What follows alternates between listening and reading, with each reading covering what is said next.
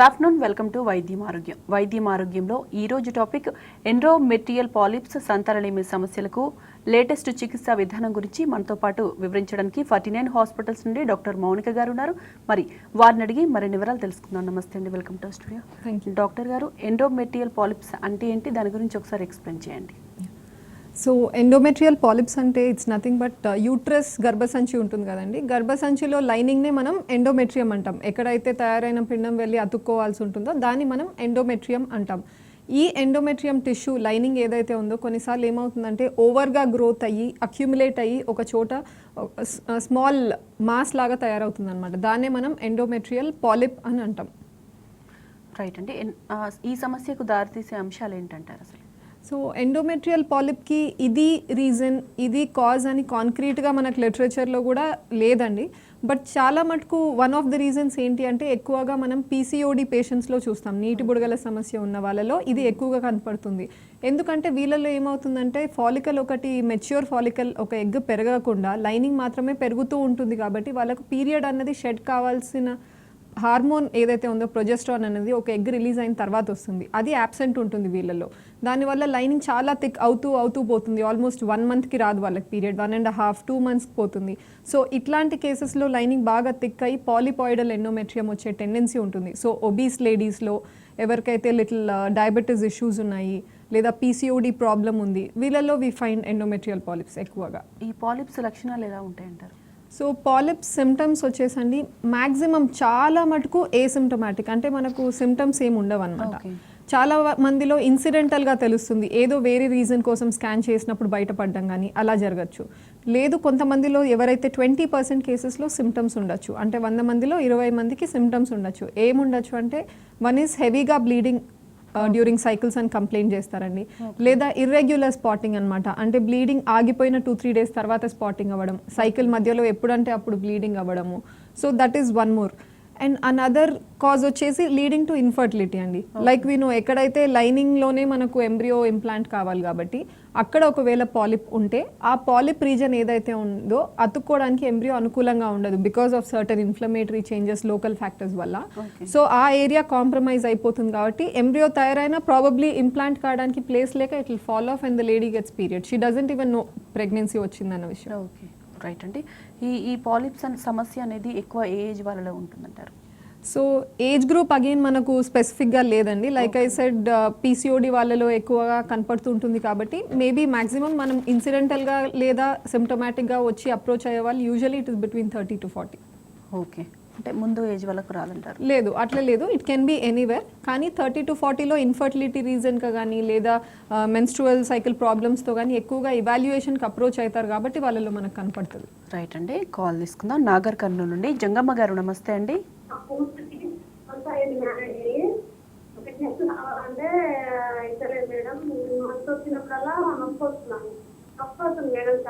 తక్కువ అవుతుంది,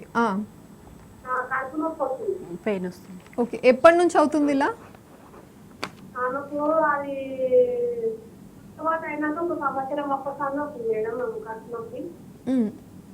వయసు ఎంతమ్మా తనకి? 24. మంత్ అయ్యేటప్పుడు బ్లీడింగ్ తక్కువ అవుతుంది అంటున్నారు, అంతే కదా?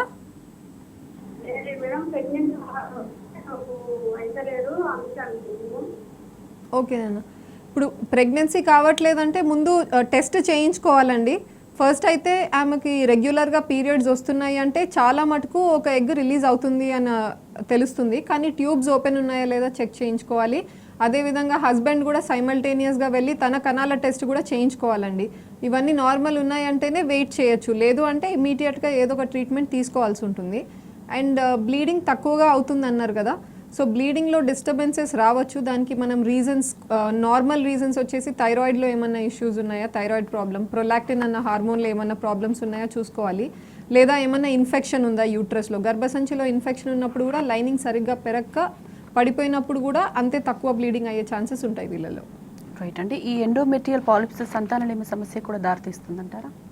ఎండోమెట్రియల్ పాలిప్, ఎస్ అండి, డెఫినెట్గా. బికాజ్ ఎండోమెట్రియమే సైట్ ఆఫ్ ఇంప్లాంటేషన్ కాబట్టి ఫైనల్గా ఎంబ్రియోకి ఈ పాలిప్ ఉన్నప్పుడు సోల్గా రీజన్ అవ్వకపోవచ్చు, బట్ 100 పీపుల్లో 20 పీపుల్లో it can be a problem okay. Where embryo implant. అందుకే మేము ఐవీఎఫ్ ద్వారా వెళ్ళినప్పుడు కూడా ఎంబ్రియోని ఫైనల్గా పెట్టాలి అనుకున్నప్పుడు యూట్రస్లో పాలిప్స్ ఏమన్నా ఉంటే we hold back. Okay. And that to a significant size of 1 centimetre consider చేస్తాం. 1 సెంటీమీటర్ కంటే తక్కువ ఉంటే it's okay, not very significant. But 1 centimetre or above ఉంటే మాత్రం we prefer to remove the polyp and then transfer the embryo. Complications ఏమైనా వస్తాయంటారా ఇంకా?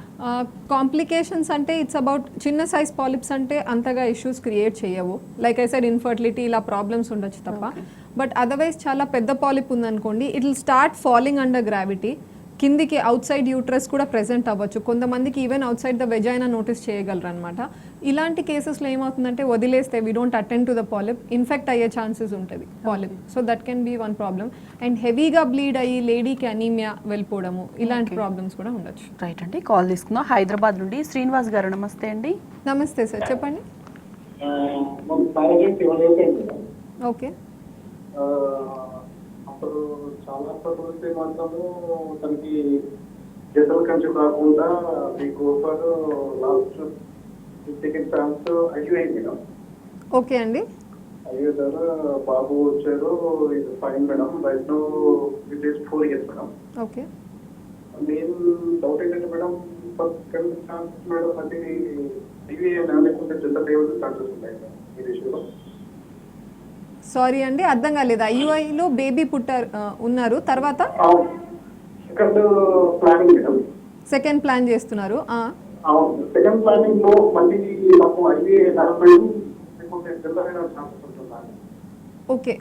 అది మళ్ళీ ట్రీట్మెంటే తీసుకోవాలని ఏం లేదండి. మళ్ళీ మీరు ఒకసారి ఇవాల్యుయేట్ చేసుకోండి. 4 years అవుతుంది అంటున్నారు కాబట్టి మీ కణాలలో కూడా డిఫరెన్స్ వచ్చి ఉండొచ్చు. So it might not be the same counts అప్పట్లో లాగా. మొటిలిటీ అవన్నీ కూడా మళ్ళీ మీరు చెక్ చేయించుకోవాల్సి ఉంటుంది, ఎందుకంటే మీరు ట్రై చేస్తున్నా రావట్లేదు కాబట్టి సెకండ్ టైంలో. అండ్ అనదర్ వన్ ఏంటి అంటే వైఫ్కి డెలివరీ అయి ఉంటుంది కదండి. డెలివరీ తర్వాత ఏమవుతుందంటే ప్రొలాంగ్డ్ బ్లీడింగ్ అవుతుంది అనమాట. ఆల్మోస్ట్ 2 weeks, కొంతమందికి ఆల్మోస్ట్ 4 weeks కూడా బ్లీడింగ్ అయ్యే ఛాన్స్ ఉంటుంది. సో ఈ టైంలో ఏమవుతుందంటే there is a high risk of infection లేడీకి.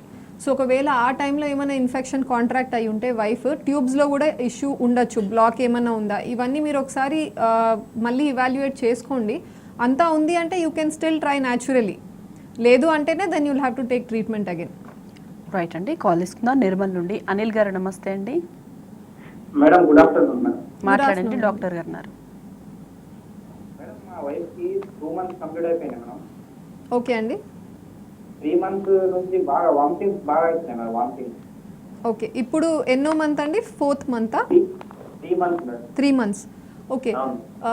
Single turn అండి, ట్విన్సా అండి ప్రెగ్నెన్సీ? సింగిలే మేడం. సింగిలే. స్కాన్స్ అన్నీ బాగానే ఉన్నాయా? ఎన్టీ స్కాన్ స్కాన్ బాగానే ఉందండి? స్కాన్లో బేబీ అంతా బాగానే ఉందన్నారా? అవునవును మేడం. ఓకే. అది నార్మల్ అండి. ప్రెగ్నెన్సీలో ఒక హార్మోన్ ఉంటుంది హెచ్సిజీ అని.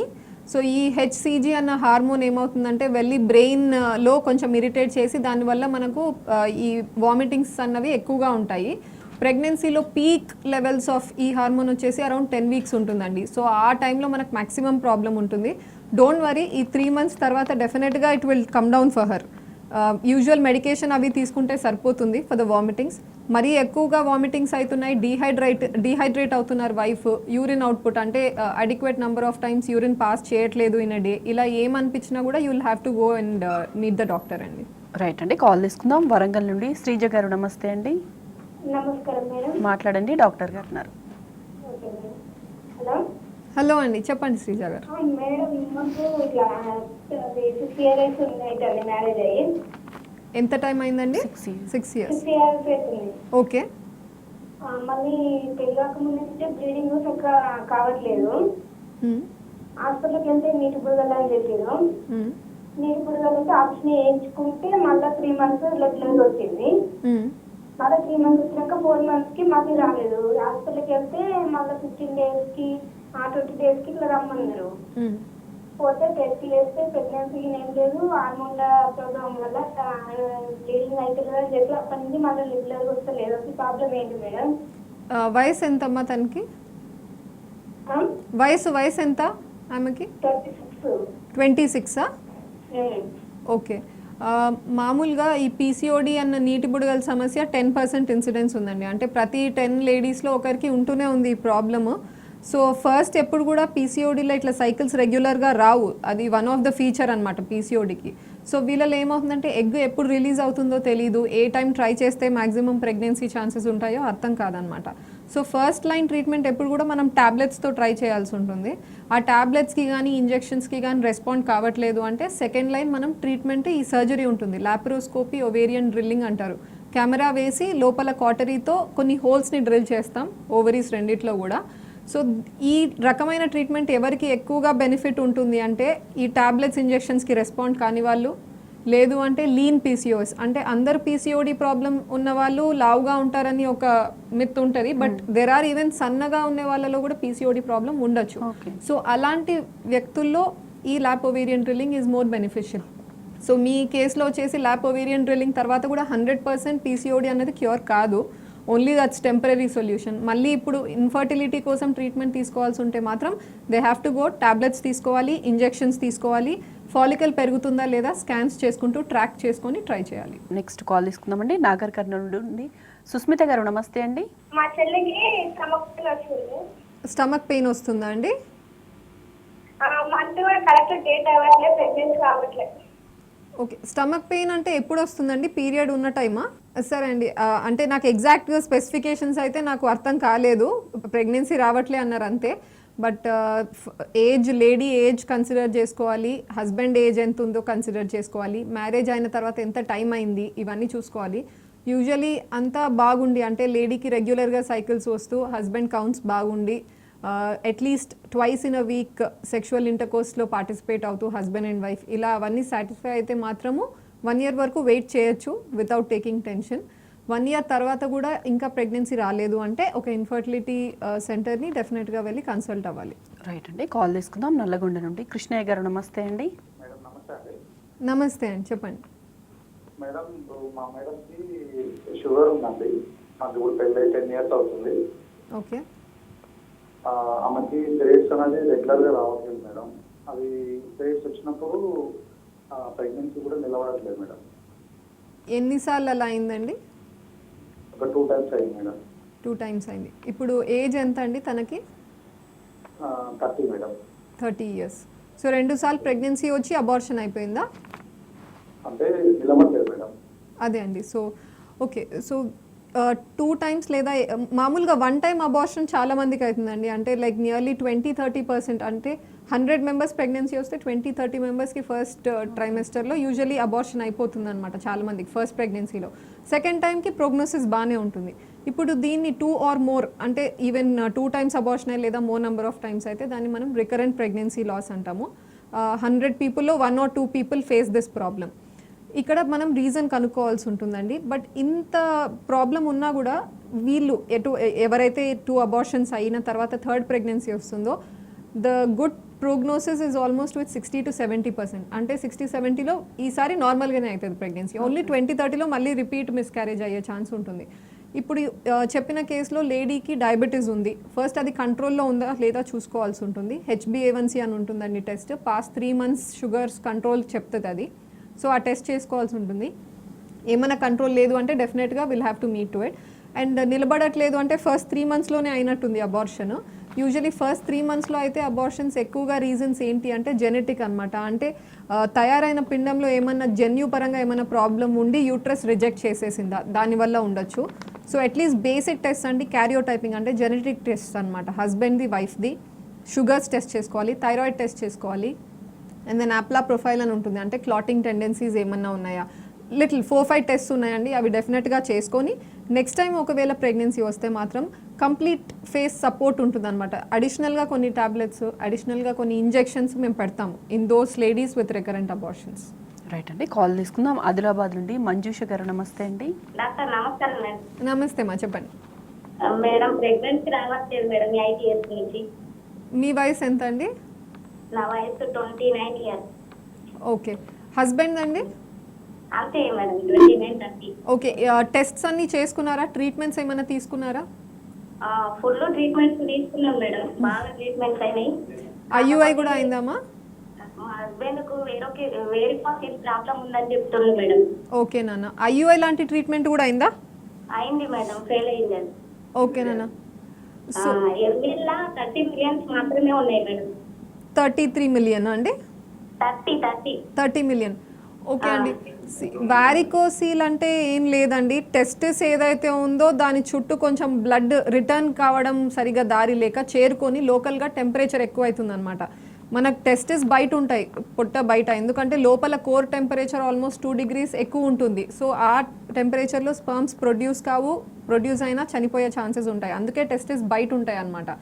వారికోసిల్ అన్నప్పుడు ఏమంటే లోకల్గా టెంపరేచర్ చాలా హై అయ్యి స్పర్మ్ ప్రొడక్షన్ హిండర్ అవ్వడము, లేదా మొటిలిటీ అంటే కదలిక ఉండే కణాల పర్సంటేజ్ బాగా తగ్గడం, ఇవి జరుగుతాయి.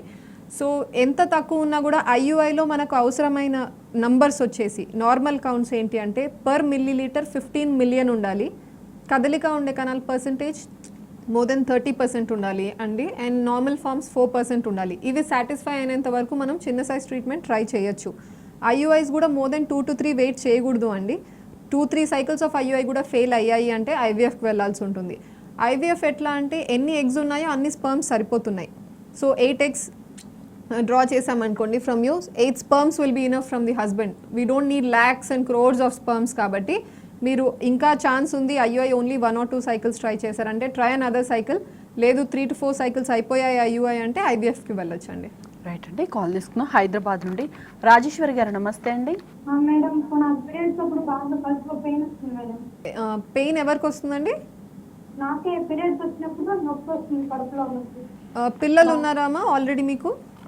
3 అంటే 3 అయినా మేడం. నార్మల్ డెలివరీయా సిజేరియనా? నార్మల్ డెలివరీ, ఒక సిజేరియన్.